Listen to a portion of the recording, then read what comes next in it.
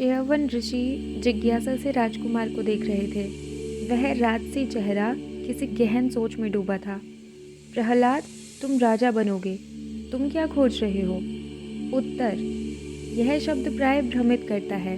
उत्तर वास्तव में कुछ और नहीं अपितु एक नया प्रश्न होता है। यह छद्म रूप धारण करके इधर से उधर घूमता है, किंतु सात्विक दृष्टि वाले इसका असली रूप देख सकते हैं। मैं तुम्हें ज्ञानवान बनाने को उत्सुक हूँ। पूछो, पृथ्वी पर सबसे महान तीर्थ कौन सा है? धरती का कौन सा भाग सबसे धन्य है? नैमिषारण्य, ऋषि ने कहा। यह अत्यंत आकर्षक नाम है, परंतु इसका अर्थ क्या है? इसकी उत्पत्ति भगवान विष्णु के चमत्कार से हुई थी। बहुत पहले ब्रह्मांड के सभी ऋषियों ने विष्णु से ऐसे स्थान का पता पूछा जहाँ वे निर्बाध यज्ञ कर सके। विष्णु ने अपना सुदर्शन चक्र छोड़ दिया और ऋषियों को उसके पीछे चलने का निर्देश दिया। उन्होंने कहा कि वे जो ही सही स्थान पर पहुंचेंगे, चक्र का एक आरा अलग होकर नीचे गिर जाएगा। प्रहलाद ने देखा कि ऋषि च्यवन ने धरती पर एक व्रत बना दिया। कल्पना करो प्रहलाद, वह कितना अलौकिक दृश्य रहा होगा। सुदर्शन के पीछे पीछे चलता ऋषियों का समूह। उनके हृदय में विश्वास और आस्था के अतिरिक्त कुछ नहीं था। वह घातक अस्त्र उनके हाथ थामकर उन्हें अदृश्य डोरियों से खींच रहा था। फिर वह उन्हें एक पवित्र भूमि तक ले गया।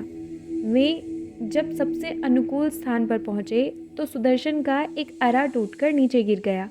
चक्र ने स्थान निर्धारित कर दिया था, ठीक वैसे ही जैसे काशी में महादेव के हाथ से कपाल गिर गया था। बिल्कुल, चूँकि सुदर्शन के सकेंद्रित वर्तों की परिधि को नैमिक कहते हैं, इसीलिए ऋषियों ने उस स्थान का नाम नैमिषारण्य रखा। उस स्थान की कथा से अभिभूत प्रहलाद अगले ही दिन नैमिषारण्य जाने के लिए निकल पड़ा। वह सुदर्शन चक्र की विकटता से भलीभांति परिचित था। उसे मालूम था कि वह कितना दुर्जय अस्त्र है, और ऐसी भूमि जिसने चक्र को भी विघटित कर दिया निश्चित रूप से असाधारण होगी। जैसे ही प्रहलाद ने नैमिषारण्य में प्रवेश किया, वह अश्व से नीचे उतरा और नंगे पैर चलने लगा। उसके पैर की उंगलियां झंझना रही थी, सांसें गहरी होती जा रही थी। फिर वह उस पवित्र स्थान तक पहुंच गया। उसने सोचा, क्या उन ऋषियों के पद्म चिन्ह अब भी उस जगह पर होंगे? क्या चक्र का टूटा अरा अब भी कहीं दबा हो सकता है? क्या वह अरा उसके पैरों को घायल कर सकता है? अथवा उस चक्र का स्वर्ण पिघलकर नैमिषारण्य का अभिषेक कर रहा था? प्रहलाद रुक गया। एक वृक्ष के नीचे दो तपस्वी बैठे थे। वृक्ष के तने में कई बाण घुसे हुए थे। प्रहलाद ने उन दोनों के पास धनुष और तरकश भी रखे देखे। आप तपस्वी हैं, किंतु आपके कर्म धनुधार्य वाले प्रतीत होते हैं। आप कौन हैं, ब्राह्मण या क्षत्रिय? हम जो हैं वही हैं। आप कहना क्या चाहते हैं? प्रहलाद ने बोहे चढ़ा ली। यदि आप ऋषि हैं तो आपने वृक्ष पर बाणों से छलनी क्यों किया? व्यक्ति को वही कार्य करना चाहिए जिसे करने में वह सक्षम हो।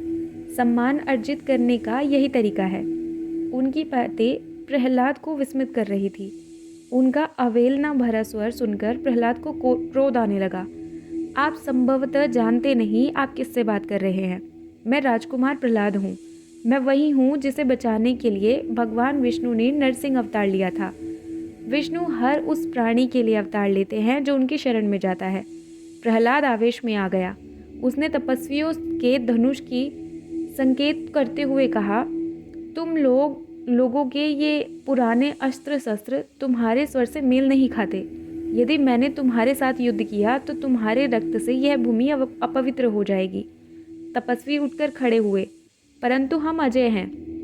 प्रहलाद का अपने क्रोध पर से नियंत्रण समाप्त हो गया। उसने तपस्वियों से युद्ध आरंभ कर लिया और एक के बाद एक घातक अस्त्र शस्त्रों का प्रयोग करने लगा। उसने अपने बाणों को शक्तिशाली बनाने और दोनों तपस्वियों को पराजित करने के लिए विष्णु का भी ध्यान किया, किंतु सब उसकी इच्छा के विपरीत हो रहा था। तपस्वियों के छोटे और जीर्ण धनुष बाण ने प्रहलाद के अस्त्र शस्त्रों को विफल कर दिया। उन दोनों ने प्रहलाद के अस्त्रों का पूर्ण सामर्थ्य के साथ उत्तर दिया।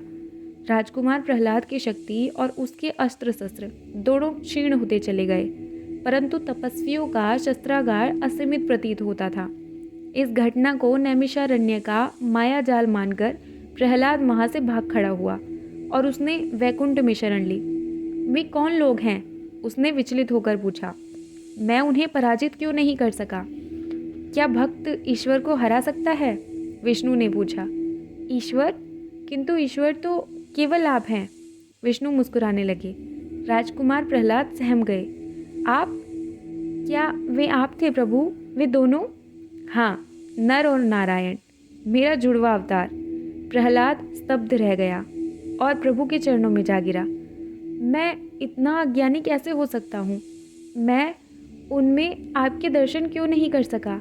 मैं आपको पराजित करने की चेष्टा कैसे कर बैठा? तुम मुझे हरा नहीं सकते प्रहलाद, तुम मुझे केवल जीत सकते हो। हरा नहीं सकता परंतु जीत सकता हूँ। हाँ, इस पहेली को सुलझाओ, फिर तुम मुझे और भी प्रिय हो जाओगे। प्रहलाद ने बहुत सोच विचार किया, परंतु उसे कोई उत्तर नहीं मिला। तब उसने एक और प्रश्न पूछा।